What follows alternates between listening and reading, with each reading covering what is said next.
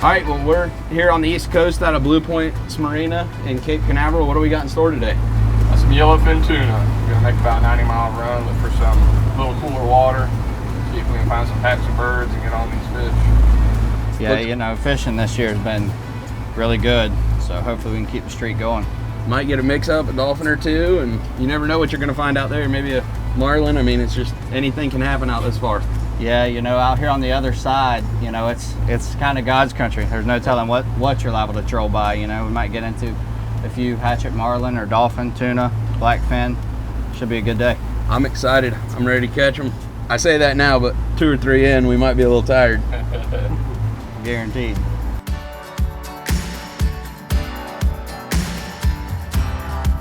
Fish on, fish on. Reel that thing, B. I'm reeling, son. That's a tuna.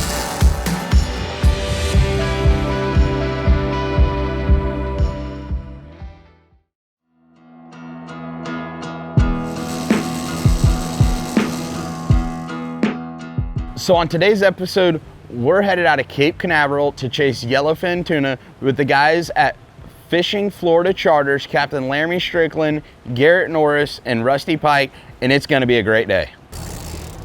Well, boys, we tight. Every rod we got hooked up within 45 seconds. That's what it's all about right there. Found a big pack of birds on this color change, and we tight. Yeah, you know, we just got out here to where the water changed temperatures a little bit.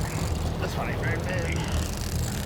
That one's just steady going, son. Yeah, that's a big one right there. Nice blackfin start to the day.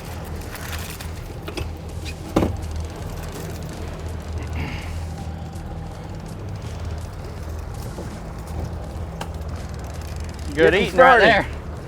Blackfin tuna. This is definitely a yellowfin. I don't really want this one. Thought we weren't gonna rod holder them, B. This one's big too. This one's big. Brandon's was big. Mine ain't mine finally just stopped.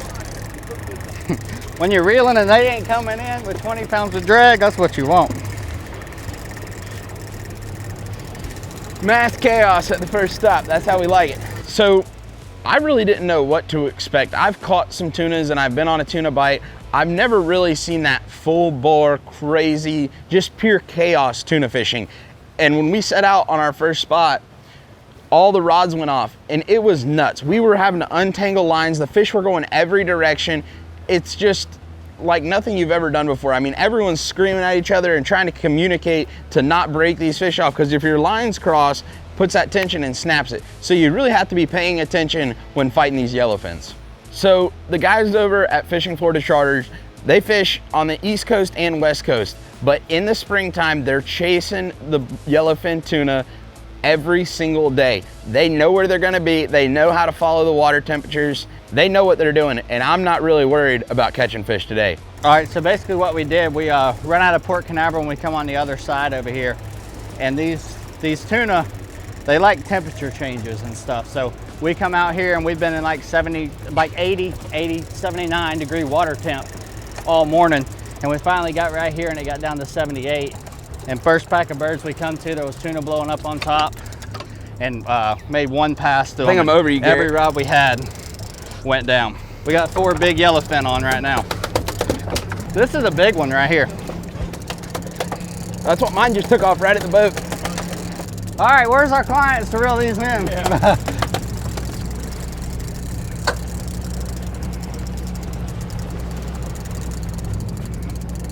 Brandon said we ain't gonna put them in the rod holders. Put that thing under your arm of that grouper rod, Brandon. Here you go, Rusty. I might have to slide. All right. I'm right here by the motors. Ready? Yeah, boys. Woo! Big Sir. That's what I'm talking about, baby. Bloodbath time. When you're chasing these tuna and you get a gaff in a couple of these fish, it's like a murder scene. There is blood everywhere, all over you, all over the boat. Places you didn't think blood can get, it gets, especially if you have multiple fish flopping around on the deck at the same time. So chasing these big yellowfins over on the East Coast is a really run and gun fishing. We're looking for birds, we're watching the radar. Once we get on them, we're trolling around the edge of them. It's very fast paced. And when you hook one, most of the time you hook multiple. It is pure chaos. That's what I'm trying to get out. I can't flip the thing. Yeah, boys! Yes, sir! Hell yeah. So what he's doing here, guys, is bleeding this fish, get all that blood, make that meat real nice. Big key to making these tunas taste better. So we're about 15 minutes into the fight here. We landed 2 nice ones and we got 2 really big fish on, but we got to tangle up. And that's the main reason you're using mono, right? Is to keep the tangle ups from breaking off, right? Yeah, definitely. You know, when these tuna bite, you know, they're all in a big school, so they all kind of intertwine and swim together, and one, you know, strips drag more than the other one, and you get the tangle. So when you troll with this mono, you know, it allows it to run together instead of cut. This is the 100-pound Momoy Diamond, as strong as ever. So we get out to where we're going, we find our first bird pack, and we put out the spread. We're trolling 4 to 6 rods. Well, we pull on the first set of birds, and all 4 rods buried down, and it was on. I think we ended up landing 3 of the 4. I mean, it was just, it never happens like that. And from there on out, we knew it was gonna be a special day. We're making them ground now. Go on.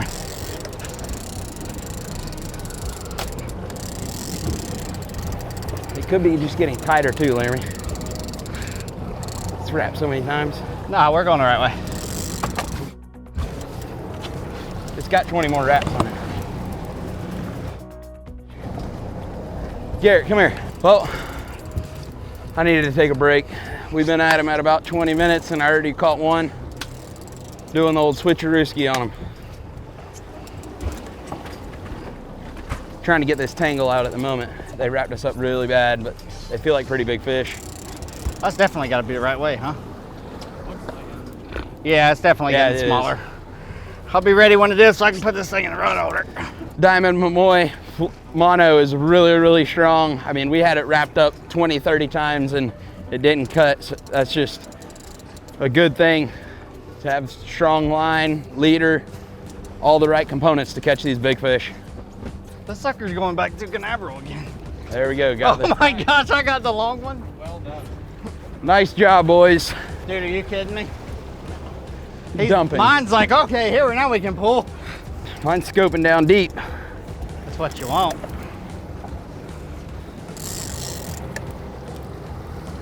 Bees might come before mine, I don't know.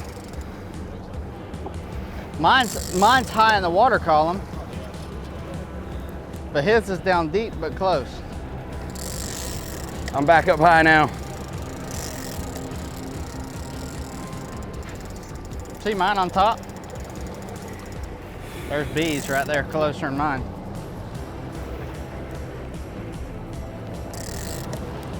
Rusty, go ahead and turn towards Brandon.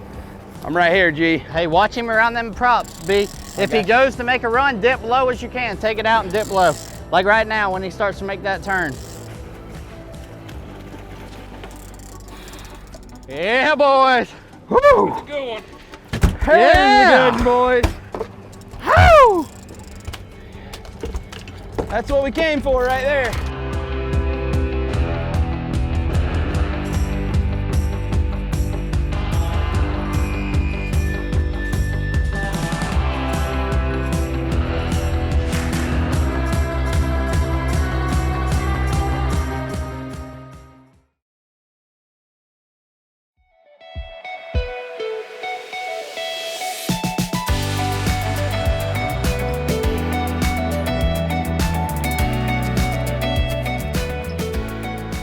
So that morning, as we're headed out of Cape Canaveral and headed out of the inlet, these guys are really dialed in. They're looking at their charts, they're looking at the water temperatures, they're finding that break. Even a 3 to 4 degree different is what they're looking for. And that's where we headed first. And as soon as we showed up, the birds were there, life was there, the bait was there, the fish were blowing up. But really, once you get in that zone where you think they're gonna be, you tune up your radar, you find the birds, and you get on the fish.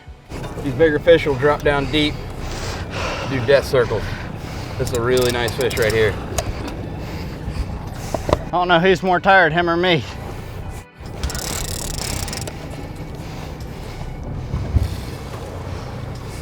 Nice fish, Laramie. Oh, yeah. I got him. Stuck him right in the stomach. Woo! Yeah, boy. I took that one where I could get him, Garrett. That hook fell right out. Oh, That one's a butterball there. Pretty work. How that thing is. let me tell you something. When you get done with one of them boys, you're a little tired. I don't think you can go to the gym and get that right there. Pretty work. So we're fishing on a 41C Hunter today, the new cat hull, and we're cruising anywhere from 45 to 55 miles an hour. We're getting to the fish very fast. We're almost the fastest boat out there. We're seeing a lot of sport fishers and smaller boats. Getting there fast and getting on top of those birds before anyone else does was key for us. So we would run and gun, we would really hightail it to those fish, put out our spread, and get bit. So we just got on this next bird pack, and I see that the birds are moving a lot and you're moving a lot. What are you trying to do exactly? Yeah, the birds broke up a little bit. I'm trying to let them regroup. When they get back together, we're going to try to put the baits right in front of them. So you want the birds working to you at all times? Yeah, I don't want to cut right through the birds. I want to keep them off my side, let them group back up, let the tuna push the bait up to the top, and then try to put our ballyhoo right in front of them. Then we all know what happens from there. Chaos. So when you're out there tuna fishing and you find a weed line or something like that, there's a variety of fish you can catch. Sailfish, marlin, big mahi, triple tail. And today we did find some big mahi on a weed line. Most of these tuna guys are trying to stay away from the weed lines because they don't want their plugs getting hung up in there. But if the tuna bite's slow, you always have something to fall back on. Right there, coming into the spread. Come, get ready. Over here. He just shot right here. Got him on right there. Push it up.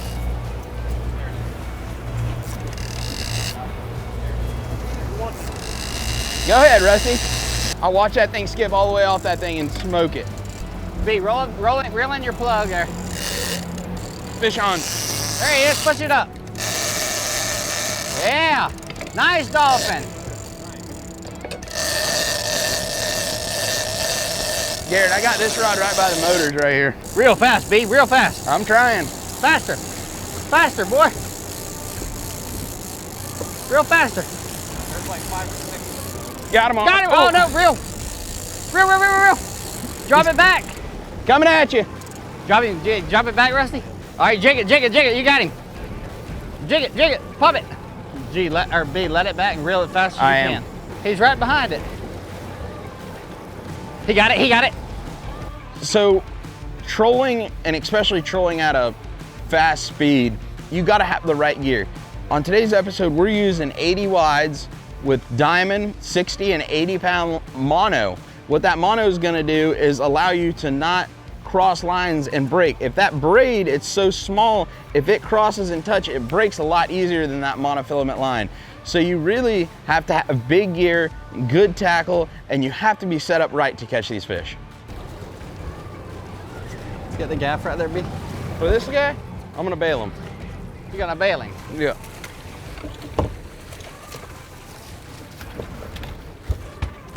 Bailer, son. That's what we call a bailer. That's right. Well, we're chasing tunas, but really respectable dolphin right here. Great eating fish, fun to fight. They jump all the time. I mean, they're just fun fish to battle. So Laramie and Garrett and the guys over at the Pike operation, Fishing Florida Charters, they're my buddies here. I fish with them out of Crystal River all the time.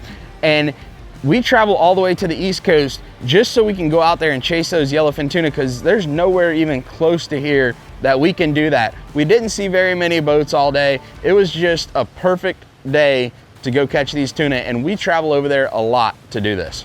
The most rewarding part of this whole entire battle is when you see that color. You get to fish 20 feet below the boat. You know the battle is almost over. But that's the most important part of the fight, when that fish gets close to the boat and you can get a gaff in them. I mean, but when you get them there, it gives you that last little bit of strength you have left, and you just pump as hard as you can to get that fish to the surface. Big bull, baby. Y'all reel them in fast. Yeah, we were just reeling them in to move spots and had a big old dolphin come in and eat it right at the boat. Nice gaffer. Look at that sucker all lit up. Lit up.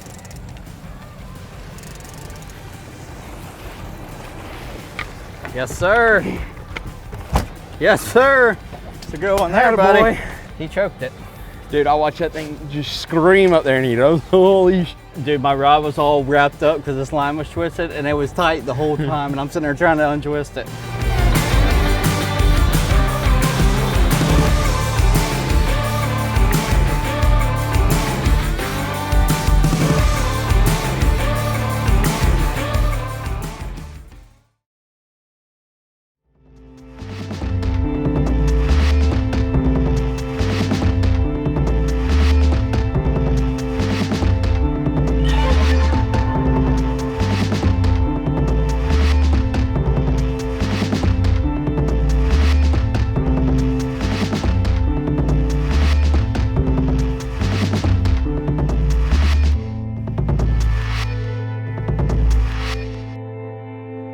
So on today's episode, we had a couple different techniques that we were using.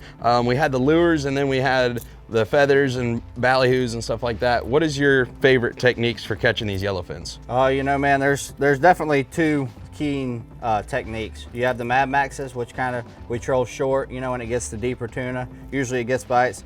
And then we troll handler sea witches on the other 4 rods. Usually we run 4 rods and 2 rods off the back like we did during the show. You know, and that's usually the best thing for us. And we ran a couple different color schemes until we figured out what was working best. I know there we have the black and purple, but we also use the pink and white. And you're rigging those on a 12-aught mustad with 100-pound diamond fluorocarbon. Yeah, you know, all you're doing, you're taking this sea witch, you know, running up the line, then you're chin weighting a ballyhoo to troll behind this. 100-pound diamond leader, straight to 80-pound momoy, and man, that's kind of the setup.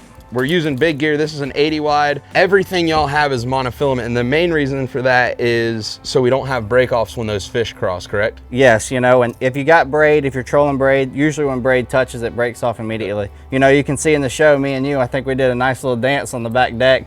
We had a heck of a twist, but that mono, you know, it won't allow it to burn through, and it's just a twist, and it's definitely, you know, keeps a lot more fish hooked up throughout the day. And this is a 60 to 60 Crowder rod, really heavy rod, 100-pound diamond or momoy monofilament.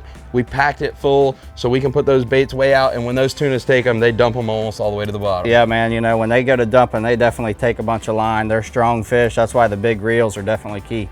Yeah, man, it was awesome. It's not something I get to do every day, maybe once or twice a year, if that. It was a heck of an experience, and I look forward to getting back out there. Yeah, man, we appreciate having you.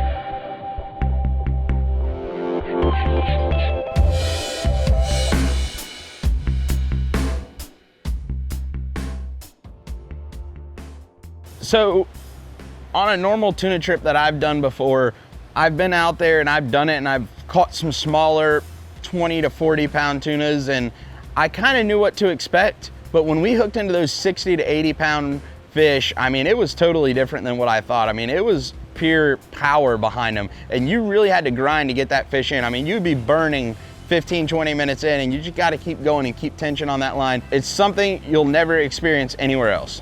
There we go, got him on right here.